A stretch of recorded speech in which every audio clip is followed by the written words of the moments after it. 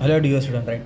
तो अपन अभी next topic क्या पढ़ रहे हैं हम लोग, टाइप्स ऑफ कॉन्ट्रैक्ट क्या पढ़ रहे हैं। इसके पहले मैंने एसेंशियल ऑफ कॉन्ट्रैक्ट पढ़ा चुका हूँ, वीडियो देख सकते हैं। वो basic answer, basic main point है 10 पॉइंट, उसके बिना कॉन्ट्रैक्ट पॉसिबल नहीं है। तो what are the classification of contract, there are different types of contract. पहला दिया है वैलिड कॉन्ट्रैक्ट। क्या दिया है?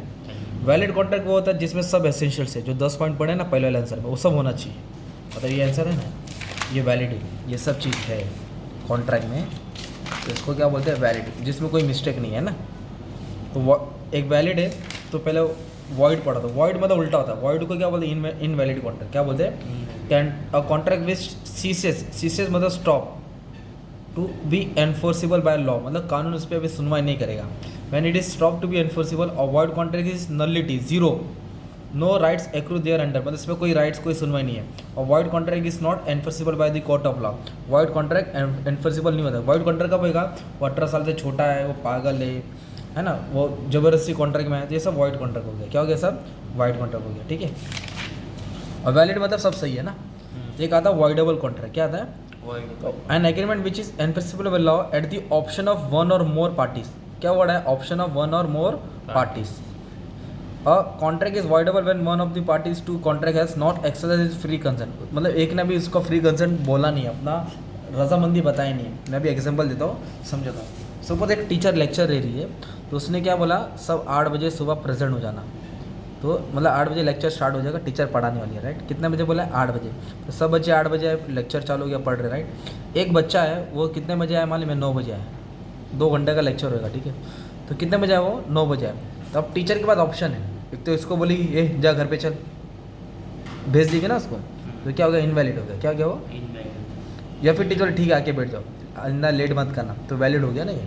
तो ऑप्शन आता है इसमें।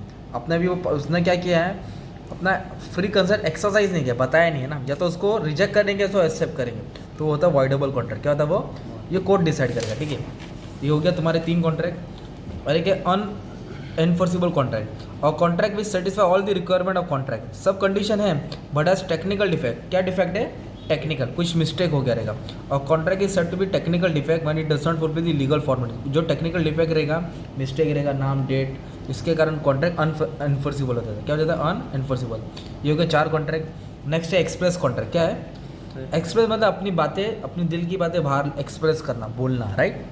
अब जैसे कि आप कोई गैरेज में गए हो, तो आपको कोई सेकंड हैंड मोटर बाइक चाहिए, तो आप उसके सामने जाके खड़े रह के शांत बैठेंगे, तो मैकेनिक को थोड़ी मालूम पड़ेगा कि तुमको क्या चाहिए। तो आप क्या करेंगे? उसको बोलेंगे, भाई कोई सेकंड हैंड बाइक रहेगा तो मुझे बताना, मुझे खरीदना है। तो आपने क्या क्या एक्सप्रेस किया? क्या क्या एक्सप्रेस मतलब ओरल डिसाइड करना, राइट, या रिटर्न, ठीक है।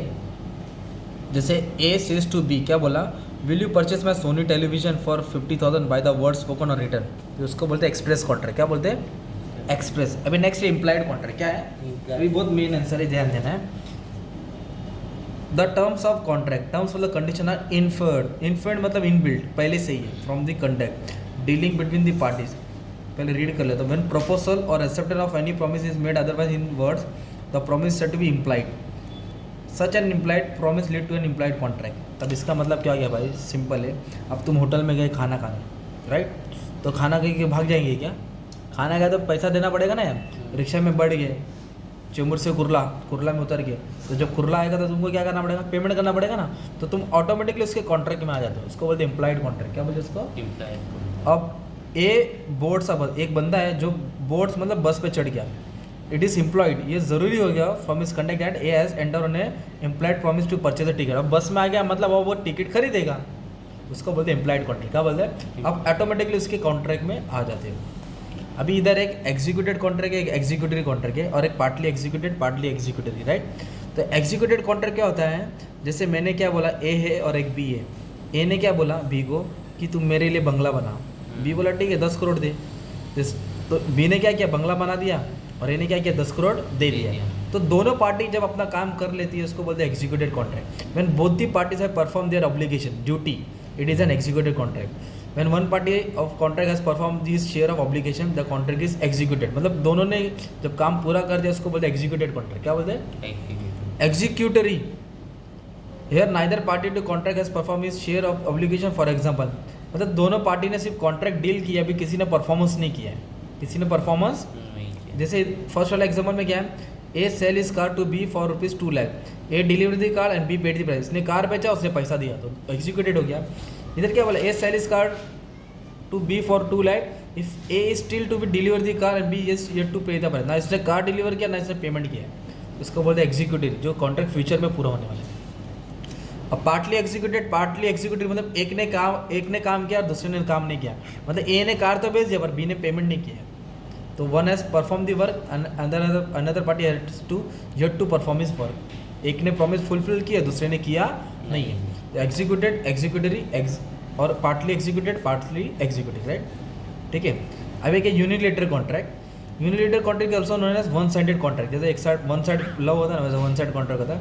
It is a contract where only one party has to perform his promise, एक कोई करने। In such contract the promise of one side is exchange for the act of other side, एक दूसरे पे exchange किया जाता है, राइट, तो उसको बोलते हैं unilateral contract, one side. Bilateral मतलब where both the parties have to perform the respective promise, दोनों को अपने हिसाब से क्या करना पड़ता है, काम करना पड़ता है, उसको क्या बोलते हैं, बायलेटरल कॉन्ट्रैक्ट, ठीक है।